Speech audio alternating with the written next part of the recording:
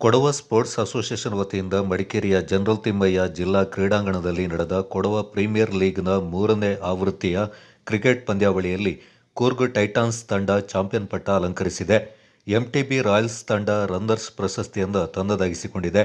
IPL league ಮಾದರಿಯಲ್ಲಿ ಆಯೋಜಿಸಲಾಗಿದ್ದ ಪಂದ್ಯಾಟದಲ್ಲಿ ಒಟ್ಟು 12 ತಂಡಗಳು ಪಾಲ್ಗೊಂಡಿದ್ದವು. ಕೂರ್ಗ್ ಟೈಟಾನ್ಸ್ ತಂಡ ಚಾಂಪಿಯನ್ ಪಟ್ಟ ಅಲಂಕರಿಸಿದರೆ ಎಂಟಿಬಿ ರಾಯಲ್ಸ್ ತಂಡ ರನ್ನರ್ಸ್ ಪ್ರಶಸ್ತಿಯನ್ನು ಗೆದ್ದುಕೊಂಡಿತು. ವಿಜೇತ ತಂಡ ಕೂರ್ಗ್ ಟೈಟಾನ್ಸ್ಗೆ 2 ಲಕ್ಷ ರೂಪಾಯಿ ನಗದು ಹಾಗೂ ಆಕರ್ಷಕ ಟ್ರೋಫಿ, ದ್ವಿತೀಯ ಸ್ಥಾನ ಪಡೆದ ಎಂಟಿಬಿ ರಾಯಲ್ಸ್ ತಂಡಕ್ಕೆ 1 ಲಕ್ಷ ನಗದು ಹಾಗೂ ಆಕರ್ಷಕ ಟ್ರೋಫಿ, ತೃತೀಯ ಸ್ಥಾನ ಗಳಿಸಿದ ಅಂಜಿಗೆರೆ ನಾಡ್ ತಂಡಕ್ಕೆ 50,000 ನಗದು ಹಾಗೂ ಆಕರ್ಷಕ ಟ್ರೋಫಿ ಮತ್ತು 4ನೇ ಸ್ಥಾನ ಗಳಿಸಿದ ಕೊಡವ ವಾರಿಯರ್ಸ್ ತಂಡಕ್ಕೆ 25,000 ರೂಪಾಯಿ ನಗದು ಹಾಗೂ ಆಕರ್ಷಕ ಟ್ರೋಫಿಯನ್ನು ನೀಡಲಾಯಿತು. ಮುಖ್ಯಮಂತ್ರಿಗಳ ಕಾನೂನು ಸಲಹೆಗಾರರು ಹಾಗೂ ವಿರಾಜಪೇಟೆ ಶಾಸಕ ಎಎಸ್ ಪೊನ್ನಣ್ಣ ಅವರು ಮುಖ್ಯ ಅತಿಥಿಗಳಾಗಿ ಪಾಲ್ಗೊಂಡು ಕ್ರೀಡಾಪಟುಗಳಿಗೆ ಶುಭ ಹಾರೈಸಿದರು.